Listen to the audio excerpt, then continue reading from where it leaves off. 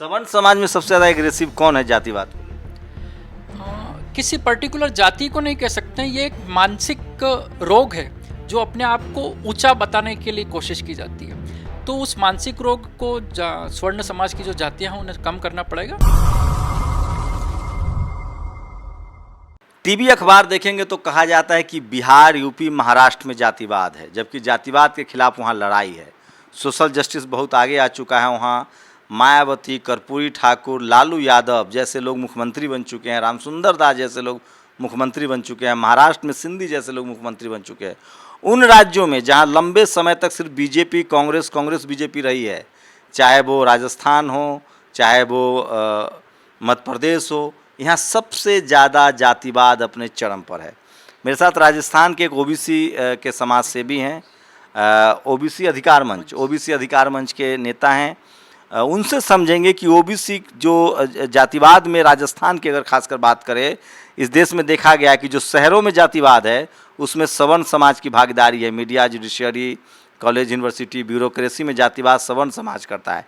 लेकिन जो ग्रामीण जातिवाद है, जो जातीय हिंसा है, उसमें ओबीसी की कम्युनिटी ज़्यादा शामिल है। राजस्थान में क्या है उस पर समझेंगे। आप कहाँ से हैं सर राजस्थान में? नाम बता दीजिए। डॉक्टर नरेश पटेल, राजस्थान के बांसवाड़ा जिले से हूँ और ओबीसी अधिकार मंच संयोजक हूँ। तो राजस्थान में राजाओं वाली परंपरा रही, अभी क्या स्थिति है जातिवाद की?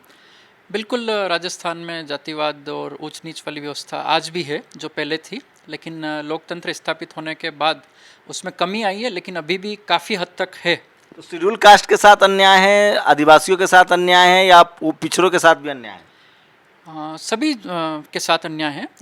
पिछड़ों के साथ थोड़ा कम है, क्योंकि वो पिछड़ों में मतलब कौन सी कम्युनिटी ज़्यादा है वहाँ? जाट, गुर्जर? पिछड़ों में पूरे राजस्थान के परिप्रेक्ष्य में बात करें तो जाट और गुजर ये अच्छी संख्या में है। और ये सैनी? हाँ, सैनी है, पाटीदार है, कलाल है, सुआल का है, कंसारा है, सोनी है, बहुत सारी जातियां हैं जो अच्छी संख्या में है। उनके साथ उत्पीड़न कम है क्योंकि वो आर्थिक रूप से भी सशक्त हुई है। वो लोग ग्रामीण इलाकों में उत्पीड़न में शामिल हैं, उत्पीड़क हैं, वो भी शेड्यूल कास्ट पर अत्याचार करते हैं? कुछ हद तक कह सकते हैं, वो भी इसमें जातिवाद व्यवस्था में शामिल है, जातिवादी उत्पीड़न में शामिल है।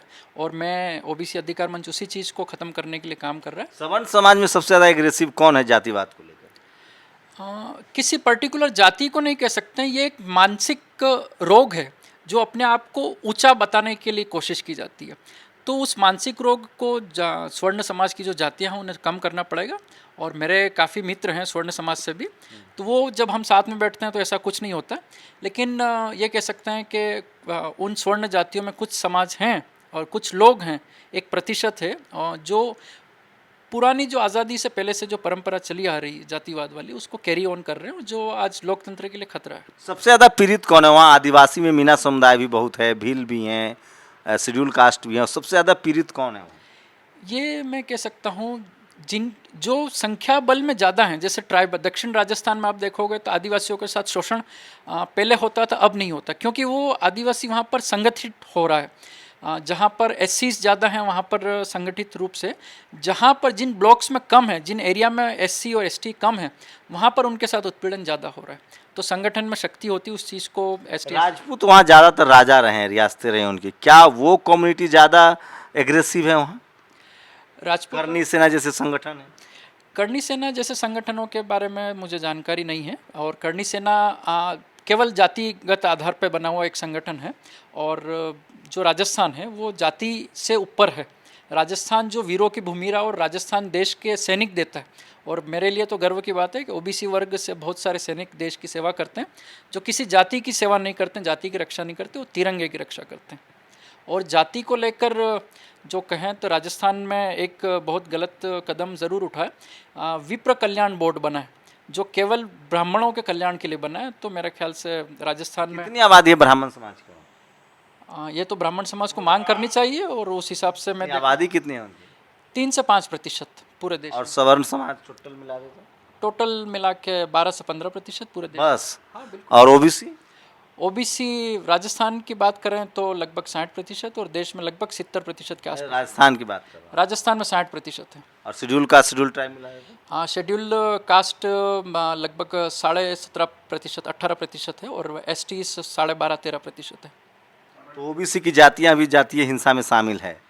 हाँ, कुछ जातियां हैं, बिल्कुल मैं उस चीज़ को स्वीकार करता और हूँ। अच्छा, ओबीसी शिकार है कि नहीं जातीय हिंसा का सवर्णों द्वारा? ओबीसी भी शिकार है, ओबीसी भी शिकार है। ओबीसी समझ नहीं रहा है कि हमारा दोस्त कौन है, दुश्मन कौन है। और हम तो ये कहते हैं कि एसटी एससी जो है हमारा संवैधानिक भाई है, और संवैधानिक भाई के साथ हमें खड़ा होना चाहिए। उनके संविधानिक जो अधिकारों का उल्लंघन हो रहा है, मानवता का जो उल्लंघन हो रहा है, सामाजिक न्याय का जो उल्लंघन हो रहा है, उसमें ओबीसी को हर वर्ग के साथ खड़ा होना चाहिए। अगर जनरल के साथ भी अगर कहीं गलत होता है तो वहाँ भी खड़ा होना चाहिए। पॉलिटिकल लिहाज से देखें तो कांग्रेस बीजेपी लगातार वहाँ रही है, उसमें सबसे ज़्यादा हालत कब खराब होती है? दोनों पार्टियों में कह सकते हैं, लेकिन जब उत्पीड़न किसका हो रहा है उसके ऊपर होता है। जैसे अभी जालोर वाली घटना हुई है, तो इसमें एससी समाज का हुआ, भाजपा के टाइम भी होती है। तो कहीं ना कहीं यह है कि किस विषय को उठाया जाता है। जिस विषय को उठाया जाता है तो उस पर तो कंपनसेशन मिल जाता है, हो जाता है।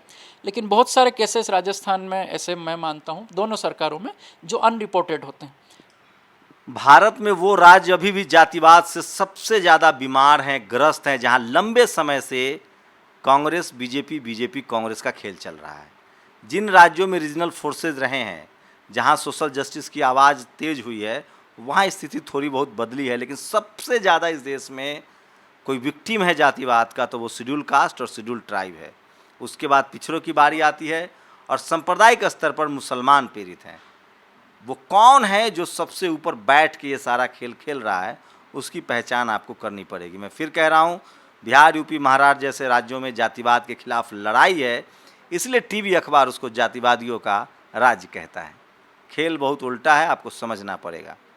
अपनी प्रतिक्रिया जरूर दीजिए। कैमरा नासिर के साथ शंभू कुमार सिंह, नेशनल दस्तक, दिल्ली।